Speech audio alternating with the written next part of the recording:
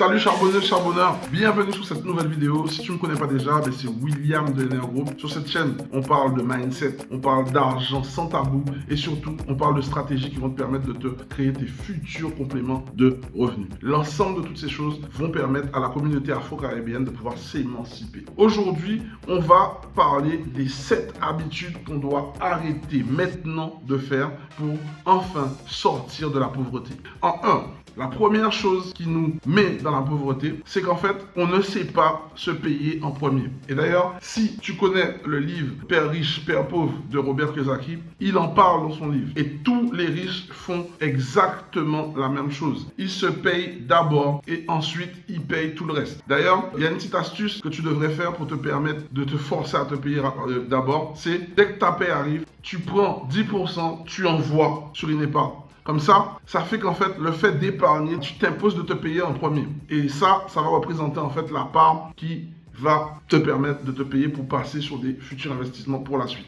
En 2, on néglige l'imposition. C'est-à-dire que on vit au jour le jour sans penser au lendemain et sans surtout analyser le monde dans lequel on évolue. On est imposé, oui, en France, c'est un des pays qui impose le plus fortement. C'est aussi l'un des pays où tu as le plus d'avantages parce que tu peux avoir énormément d'aide. Et c'est pareil, toute l'imposition que tu as plein d'astuces pour diminuer ton imposition. Notamment le fait de te marier, le fait d'être pacsé, le fait d'avoir des enfants, le fait de créer des entreprises, le fait d'investir dans l'immobilier. En fait, tu as plein de choses qui vont te permettre de diminuer ton imposition. Et aujourd'hui, si tu es en France et que tu dis que tu payes énormément d'impôts, c'est juste parce qu'à la base, tu ne veux pas te former. Okay? Mais aujourd'hui, sur le sol français, il y a énormément de choses que tu peux mettre pour justement alléger ta fiscalité et faire en sorte que, au lieu de donner tout ce que tu gagnes aux impôts, en garder un peu pour toi et te permettre de créer ton patrimoine. Enfin, le 3, ne pas épargner. Ne pas épargner, ne pas avoir d'épargne de sécurité. Parce que il faut que tu saches un truc, l'argent peut te sauver. Si demain tu dois être capable de débloquer une situation rapide que seul l'argent va débloquer, tu seras content d'avoir cette somme d'argent. Mais si tu reprends ce que je viens de dire depuis le début, le fait de respecter la première règle, numéro 1, se payer en premier, tu vas pouvoir commencer à mettre de l'épargne régulièrement et tu vas pouvoir aussi commencer à avoir de la vision sur du long terme. Et le 2 va te permettre justement le fait de maîtriser ta fiscalité, d'avoir encore plus d'argent pour toi et moins laissé sur la table des impôts.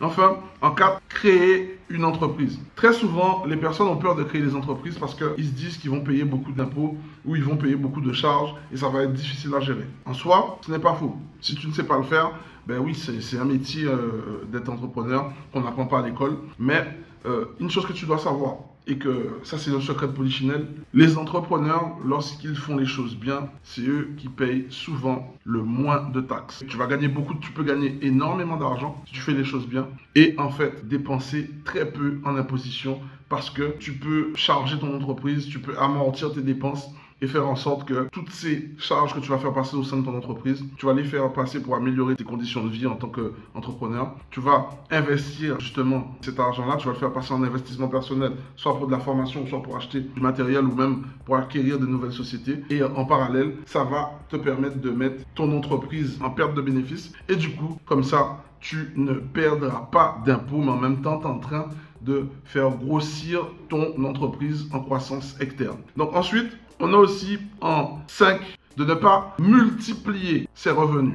La plupart des gens pensent que gagner de l'argent se résume à travailler et épargner. Alors, je vais peut-être déconstruire des choses, il y a peut-être des personnes qui ne seront pas contentes par rapport à ce que je dis.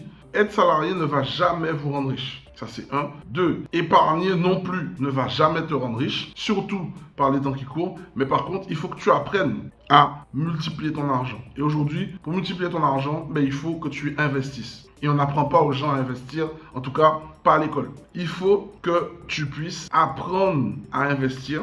Je te dirais d'investir dans l'immobilier parce que tous ceux qui investissent dans l'immobilier, en général, payent très très peu d'impôts parce qu'ils savent comment faire. Ils vont faire des travaux, le fait de faire des travaux, ça va leur permettre de ne pas payer d'impôts pendant 10 ans, et ainsi de suite. Si tu ne savais pas, mais je te le dis maintenant. Voilà pourquoi les personnes veulent créer une entreprise. En tout cas, ils commencent par investir dans l'immobilier. Le fait d'investir ton argent dans l'immobilier, tu vas le multiplier. Et c'est hyper important. Épargner sans investir, comme je te l'ai dit, ça n'a jamais rendu quelqu'un riche. Ok?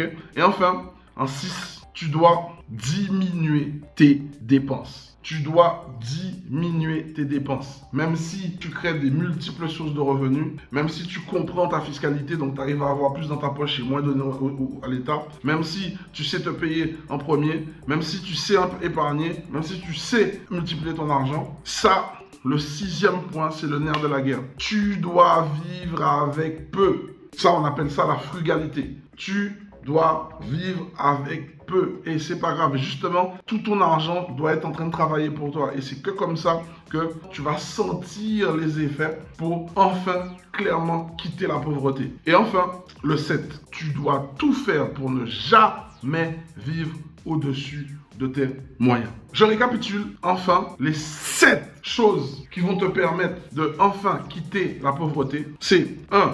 Te payer en premier. 2. Tu dois comprendre comment fonctionne l'imposition. 3. Ne pas épargner. Donc là, tu dois apprendre à épargner. 4. Créer une entreprise. C'est le meilleur moyen. En tout cas, c'est un bon moyen pour sortir de la pauvreté. 5. Tu dois apprendre à multiplier tes sources de revenus au moyen de l'immobilier, par exemple. 6. Tu dois diminuer tes dépenses. Et 7. Tu dois tout faire pour ne jamais vivre au-dessus de tes moyens. Pourquoi? Parce que le 7, il est un peu traite. Parce qu'en général, quand quelqu'un gagne de plus en plus d'argent, tu peux gagner de l'argent, mais justement, tu dois tout faire pour garder ton rythme de vie très bas. Et c'est comme ça, en fait, que tu vas pouvoir avoir plus d'argent que de sortie. Et tu vas aller à tu vas pouvoir faire tout ce que tu voudras faire. Et fortement, tu vas quitter la pauvreté pour de vrai. Voilà. Ce ne sera pas partiellement, ce sera réellement. Maintenant que tu arrives à la fin de cette vidéo, dis-moi en commentaire si cette vidéo t'a plu. Dis-moi aujourd'hui, dans ces 7 règles que je viens de te citer, laquelle que tu utilises aujourd'hui et que tu arrives à faire correctement. Et surtout, partage cette vidéo à des personnes de ton entourage à qui tu penses que ça pourra les aider. Et surtout, abonne-toi sur cette chaîne à fond. Clique sur la cloche pour rater aucune notification. Et surtout, je te mets en bonus l'accès à ta place pour pouvoir participer à mon immersion qui aura lieu ce dimanche à 19h30 heure de Paris et ce dimanche toujours à 14h30 heure de Guadeloupe et Martinique, dans lequel justement on va traiter de nombreux sujets qui vont te permettre de mettre en place des stratégies pour te créer tes futurs compléments de revenus. C'était Will de NR Group. Je te souhaite le meilleur pour ta réussite et je te dis à très bientôt. Ciao.